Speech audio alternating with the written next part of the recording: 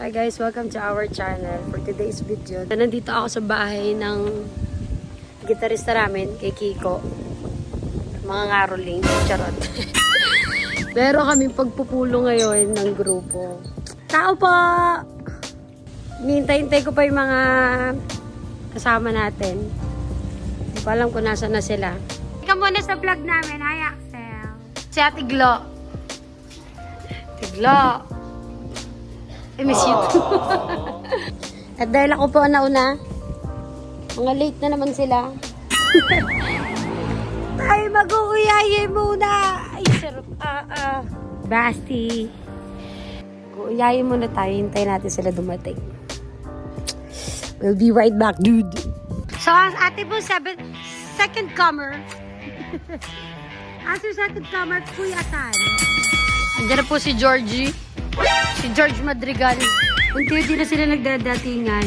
Pero gutom na po ako. Ito po, ang aming basis, motorista, mga karayde.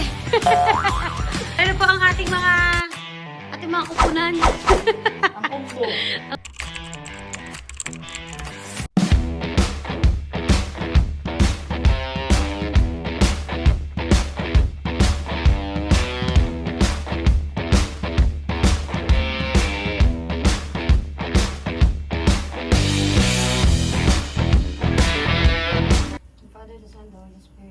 Lord, thank you po sa araw na ito.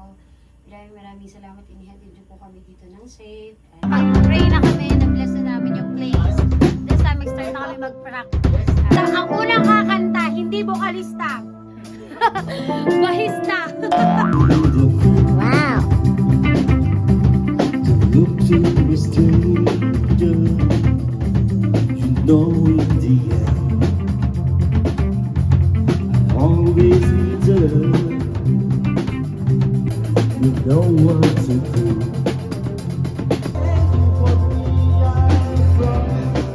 I promise you. Forget about me. Don't. So, here's a quick story. I feel blessed for this kind of room. Kasi ako bilang vocalista, 8 years na ako sa mata ni Kiko. Nung nag-start ako sa kanila, nagpa-practice pa kami nun kina Kuya Rodel. Then after that, hindi siya naging available. Nag-transfer kami dun sa dating bahay nung drummer namin. Tapos after that, nung nagkaroon ng pandemic, nagkaroon ng Lilo sa grupo, na-move naman kami dun sa bahay nila George.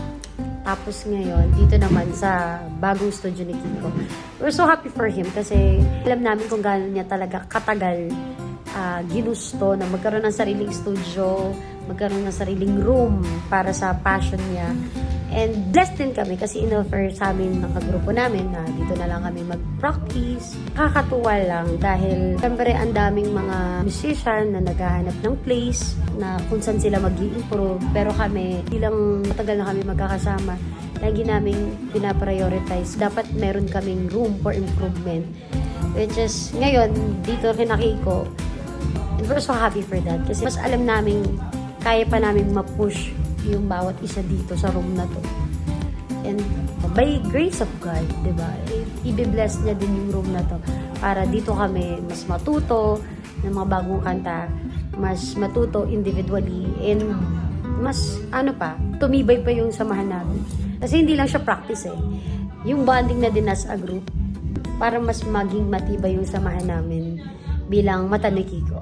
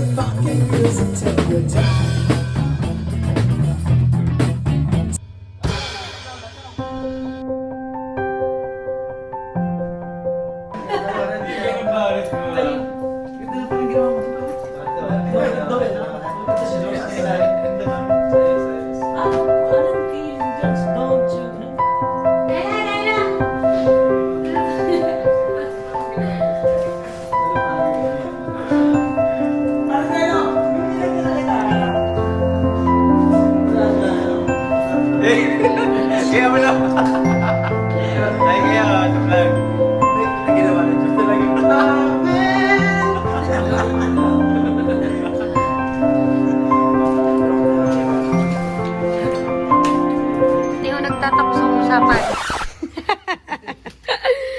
Nagtatapos. Dito nag-close din lang lahat.